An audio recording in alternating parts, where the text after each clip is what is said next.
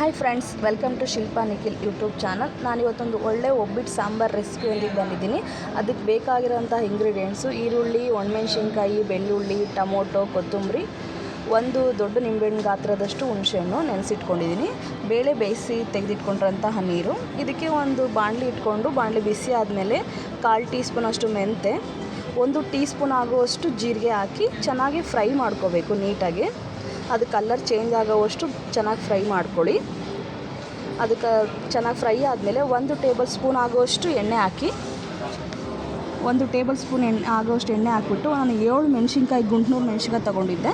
ಅದನ್ನು ಕೂಡ ಉರಿಯೋದಕ್ಕೆ ಫ್ರೈ ಮಾಡೋದಕ್ಕೆ ತೊಗೊಳ್ಳಿ.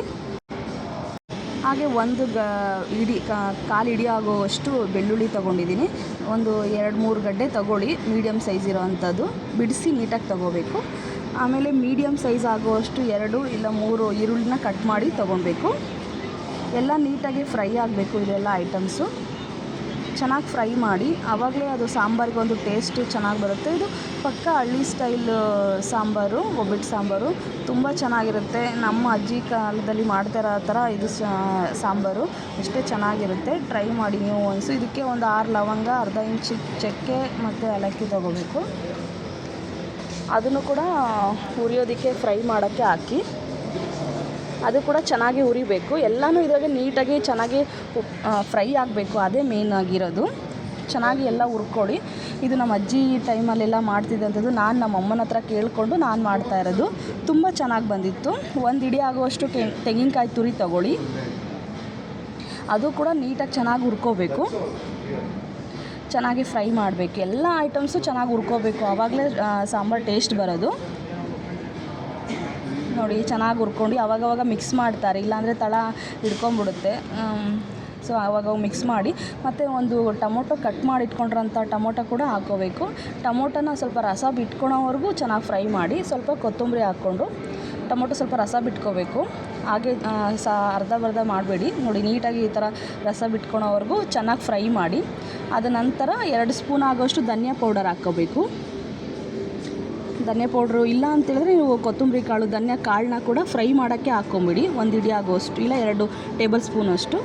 1/4 ಟೇಬಲ್ ಸ್ಪೂನು ಅರಿಶಿನ ಹಾಕ್ಕೊಳ್ಳಿ. ಚಿಟಿಕೆಯಷ್ಟು ಅರಿಶಿನ ಹಾಕ್ಕೊಳ್ಳಿ ಸಾಕು. ನೋಡಿ, ಅದೆಲ್ಲ ಆದಮೇಲೆ ಗ್ರೈಂಡ್ ಮಾಡ್ಕೋಬೇಕು. ತಣ್ಣಗಾದಮೇಲೆ ನೀಟಾಗಿ ಗಂಧ ಥರ ರುಬ್ಕೊಳ್ಳಿ. ಚೆನ್ನಾಗಿ ಸ್ವಲ್ಪ ತರಿ ರುಬ್ಕೋಬೇಡಿ. ಈಗ ಇದಕ್ಕೊಂದು ಒಗ್ಗರಣೆ ಕೊಡಬೇಕು. ಒಗ್ಗರಣೆಗೆ ಪಾತ್ರೆ ಇಟ್ಟು, ಪಾತ್ರೆ ಬಿಸಿ ಆದಮೇಲೆ 2 ಟೇಬಲ್ ಸ್ಪೂನ್ ಎಣ್ಣೆ ಹಾಕಿ, ಸಾಸಿವೆ, ಜೀರಿಗೆ, ಕರಿಬೇವು, ಮೆಣಸಿನ್ಕಾಯಿ, ಕರಿಬೇವು ಎಲ್ಲನೂ ಫ್ರೈಗೆ ಹಾಕ್ಕೊಳ್ಳಿ. ನೀಟಾಗಿ ಇದೆಲ್ಲ ಫ್ರೈ ಆಗಬೇಕು. ಚೆನ್ನಾಗಿ ಫ್ರೈ ಆದಮೇಲೆ ನೀವು ತೆಗೆದಿಟ್ಕೊಂಡಿರೋಂತಹ ಮಸಾಲಾನ ಇದಕ್ಕೆ ಹಾಕಿ ಮಿಕ್ಸ್ ಮಾಡ್ಕೋಬೇಕು. ಚೆನ್ನಾಗಿ ಮಸಾಲ ಎಲ್ಲ ತೆಗೆದಿಟ್ಕೊಂಡು, ಅದು ನಾನು ಬಂದುಬಿಟ್ಟು ಒಬ್ಬಿಟ್ಟಿಗೆ ಅಂತ ಬೇಯಿಸ್ಕೊಂಡಿರೋ ಬೇಳೆ ಇರುತ್ತಲ್ಲ, ಆ ಬೇಳೆ ನೀರನ್ನ ಯೂಸ್ ಮಾಡ್ತಾಯಿದ್ದೀನಿ. ನಾನು ಸಪ್ರೇಟಾಗಿ ಯಾವುದೇ ಬೇರೆ ನೀರು ಯೂಸ್ ಮಾಡ್ತಾಯಿಲ್ಲ. ನಾನು ಅದಷ್ಟೇ ಮಾತ್ರ ನೀರು ಯೂಸ್ ಮಾಡ್ತಿದ್ದೀನಿ. ಸಾಂಬಾರಂತೂ ತುಂಬ ಟೇಸ್ಟಾಗಿ ಚೆನ್ನಾಗಿ ಬಂದಿತ್ತು. ಸೊ ನೀವು ಒಂದು ಟೈಮ್ ಟ್ರೈ ಮಾಡಿ. ಈ ಸಾಂಬಾರು ನೀವು ನಿಜವಾಗ್ಲೂ ಇಷ್ಟಪಡ್ತೀರಾ.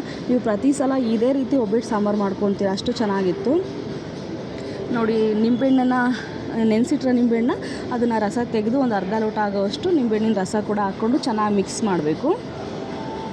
ನೋಡಿ, ತೆಳ್ಳಗೆ ಮಾಡ್ಕೊಳ್ಳಿ. ತುಂಬ ಗಟ್ಟಿ ಮಾಡೋಕ್ಕೆ ಹೋಗಬೇಡಿ, ಅಂದರೆ ಕುದಿತಾ ಅದು ಸಾಂಬಾರು ಕೂಡ ಗಟ್ಟಿಯಾಗೋಗ್ಬಿಡುತ್ತೆ. ರುಚಿಗೆ ತಕ್ಕಷ್ಟು ಉಪ್ಪು ಹಾಕಿ ಚೆನ್ನಾಗಿ ಮಿಕ್ಸ್ ಮಾಡಿ. ನಾನಂತೂ ತುಂಬ ತೆಳ್ಳಗೆ ಮಾಡ್ಕೊಂಡಿದ್ದೀನಿ.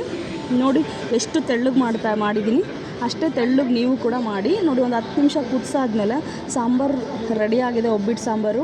ಇದು ಸ್ಮೆಲ್ಲೇ ಸಖತ್ತಾಗಿದೆ. ತಿನ್ನೋದಕ್ಕಂತೂ ಸೂಪರಾಗಿರುತ್ತೆ. ತುಂಬ ಚೆನ್ನಾಗಿದೆ. ಒಂದು ಟೈಮ್ ಟ್ರೈ ಮಾಡಿ ನೋಡಿ. ಇದು ಅನ್ನಕ್ಕೆ ಹಾಗೆ ಕುಡಿಯೋದಕ್ಕೂ ಕೂಡ ತುಂಬ ಚೆನ್ನಾಗಿರುತ್ತೆ. ಒಬ್ಬಿಟ್ಟು ಸಾಂಬಾರು ಅಂದರೆ ಎಲ್ಲರಿಗೂ ಇಷ್ಟಪಡ್ತಾರೆ. ಅದಂತೂ ನನಗಂತೂ ತುಂಬಾ ಇಷ್ಟ. ನನಗೆ ಒಬ್ಬಿಟ್ಟು ಸಾಂಬಾರು ಮಾಡಿದ್ರೆ ಅದನ್ನ 2 ದಿನ ಇಲ್ಲ 3 ದಿನ ಇಟ್ಕೊಂಡು ನಾನು.